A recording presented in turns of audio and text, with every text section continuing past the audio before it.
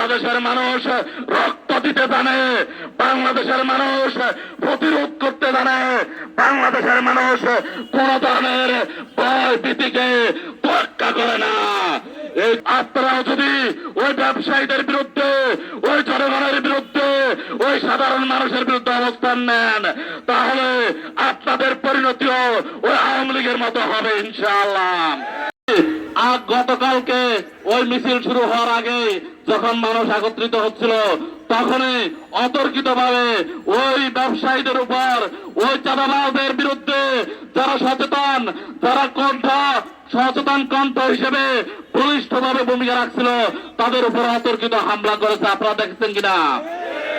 আমরা বলতে চাই, আপনাদেরকে হুঁশিয়ার করতে চাই, যারা আজকে জনগণের অধিকার নিয়ে, জনগণের রক্ত নিয়ে, জনগণের রক্ত নিয়ে হোলি খেলা খেলতে চান, যারা আজকে জনগণের বিরুদ্ধে দাঁড়াচ্ছেন, তাদেরকে হুঁশিয়ার করে বলবো, আপনারা আওয়ামী লীগের কাছ থেকে শিক্ষা গ্রহণ করুন।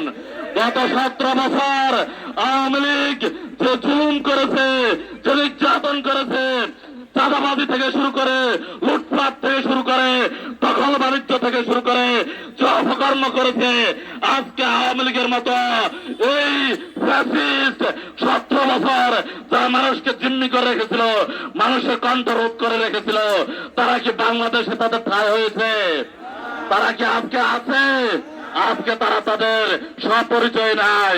তারা আজকে বাংলাদেশ থেকে পালিয়ে গিয়ে ওই দাদাবাড়ি, ওই দিল্লিতে আশ্রয় নিতে বাধ্য হয়েছে।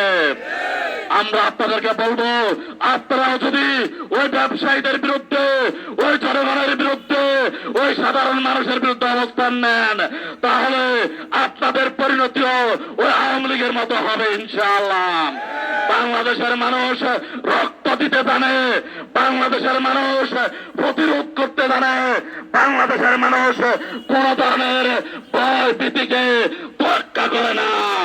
এই জুলাই মাস হচ্ছে ওই চেতনার মাস, এই জুলাই মাস হচ্ছে ফেসিবাদের বিরুদ্ধে রক্ত দেওয়ার মাস, এই জুলাই মাস হচ্ছে অন্যায়ের বিরুদ্ধে ওই কিভাবে বুকের তাজা রক্ত ঢেলে দিতে হয়, আবু সাইদের মতো, ওই মুক্তের মতো কিভাবে জীবন দিতে হয়, সেটি আমাদেরকে শিখিয়ে দিয়েছে। তাই আমরা বলবো, গতকালকে কবির ভাই সহ, শামীম ভাই, আনোয়ার ভাই সহ যারা রক্ত দিয়েছে, এই রক্ত দিতে পারে না। আমরা প্রতি ফোঁটা রক্তের বদলা দিয়ে যাবো ইনশাআল্লাহ। আমরা বলবো, আপনারা চাঁদাবাজি ছেড়ে, আপনারা সন্ত্রাসী ছেড়ে সঠিক পথে ফিরে আসেন, না হলে ওই বিএনপি, ওই সরকার, ওই যারাই থাকেন না কেন, সবাইকে প্রতিরোধ করা হবে। জনগণের প্রতিরোধের মুখে আপনারা টিকতে পারবেন না, আপনাদেরকেও পালিয়ে যেতে হবে। তাই আমরা সরকার কাছে আহ্বান জানাবো, অবিলম্বে গতকালকের ঘটনার আপনারা সুষ্ঠু তদন্ত করুন এবং এই ঘটনার সাথে যারা জড়িত, যারা মদতদাতা, যারা হামলাকারী, যারা এর পিছনে ইন্ধন দিয়েছে, সবাইকে আইনের আওতায় আনুন। এটি চাঁদাবাজ এবং হামলা, এটি একটা আমলযোগ্য অপরাধ। পুলিশ চাইলে নিজেই মামলা করে এই আসামিদেরকে গ্রেপ্তার করতে পারে এবং তাদের কাছে যথেষ্ট ডকুমেন্ট আছে।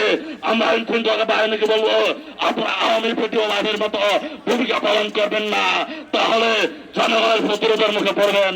তাই সবাইকে আগামী দিনে ঐক্যবদ্ধভাবে এই চাঁদাবাজের বিরুদ্ধে, সন্ত্রাসের বিরুদ্ধে, এই লুটেরাদের বিরুদ্ধে, দখলবাজের বিরুদ্ধে ঐক্যবদ্ধভাবে প্রতিরোধ করে দেওয়ার জন্য আহ্বান জানিয়ে আমি আমার কথা শেষ করছি। আল্লাহ হাফেজ, আসসালামু আলাইকুম।